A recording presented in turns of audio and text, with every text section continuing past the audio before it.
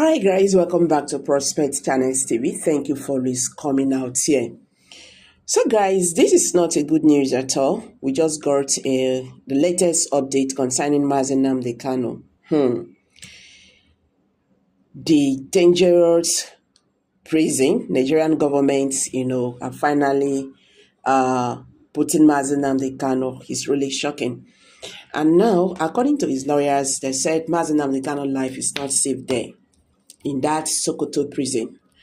And the funny part of this whole thing, I call it funny, is because Tinubu government actually put Nnamdi Kanu in a very far away Sokoto, far from his family members, far from his lawyers. And now his lawyers are complaining now that where they kept Nnamdi Kanu right now, it's very difficult for them to file another appeal. That one another big problem. So you see, Nigerian government, they just want to make sure that they silent Nnamdi Kanu. No matter who is talking, no matter whatever you think about this is just what they want to do. Una no say Justice James Sokoto find Nnamdi Kanu guilty of over 7 count charge. You can't gather all of them together. Say he's supposed to give them death penalty. Say, but he get mercy. Say, na that mercy. Now he go give them life imprisonment. And since that Thursday, Nigerians have been asking questions. The judges are divided concerning this sentence.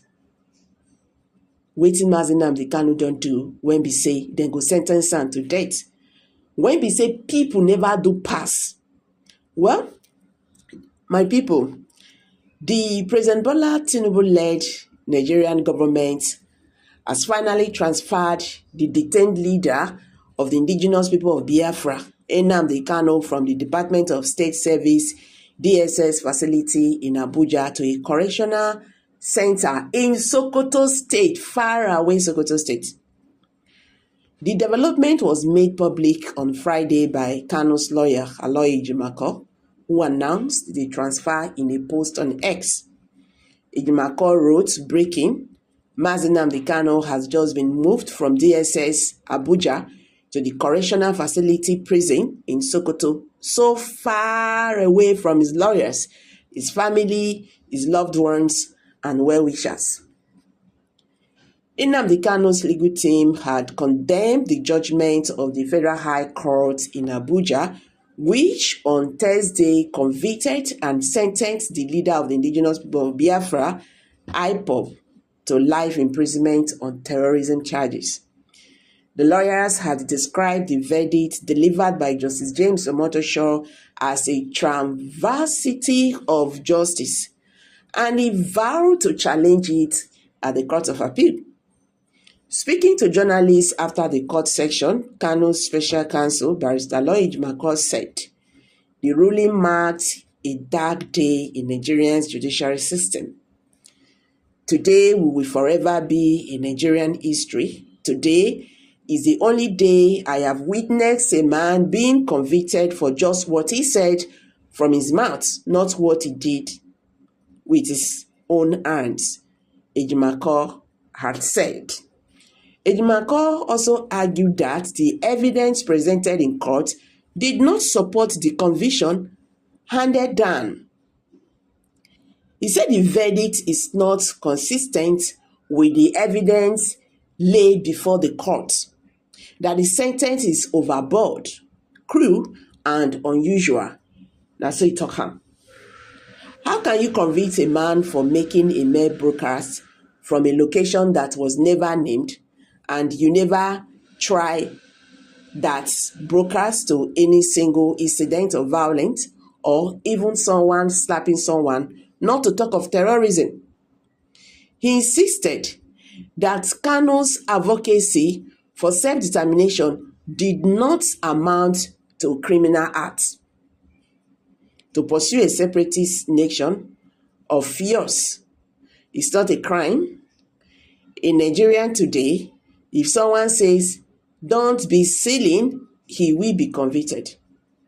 Nnamdi Kanu made the broadcast, and so what?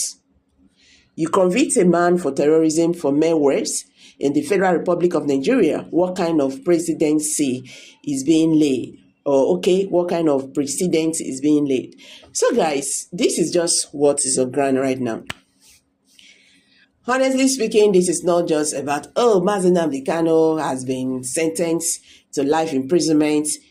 Would they even allow him to be there for life? That is the question.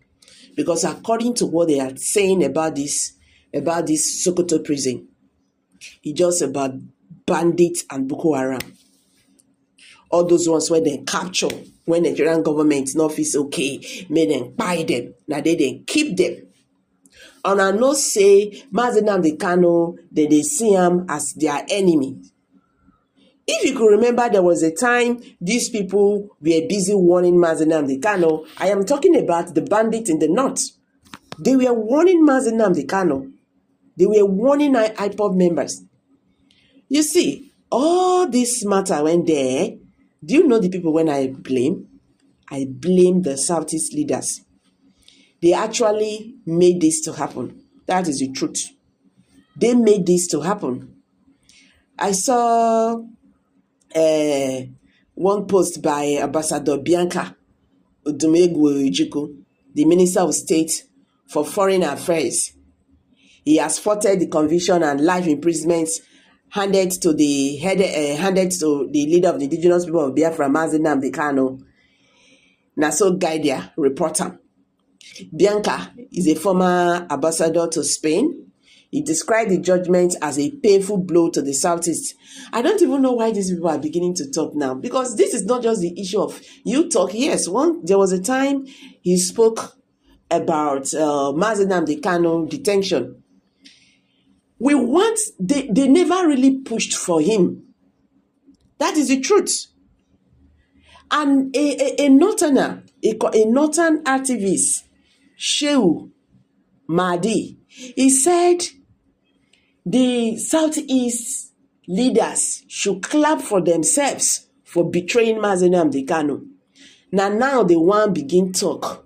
Now they begin to say, Nnamdi Kanu is not supposed to be there. But you see, this is the biggest mistake they are making. You understand?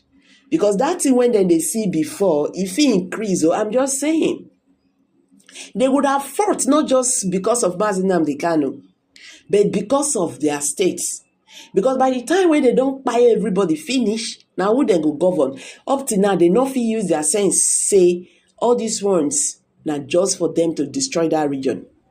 Now not see, wait till they happen.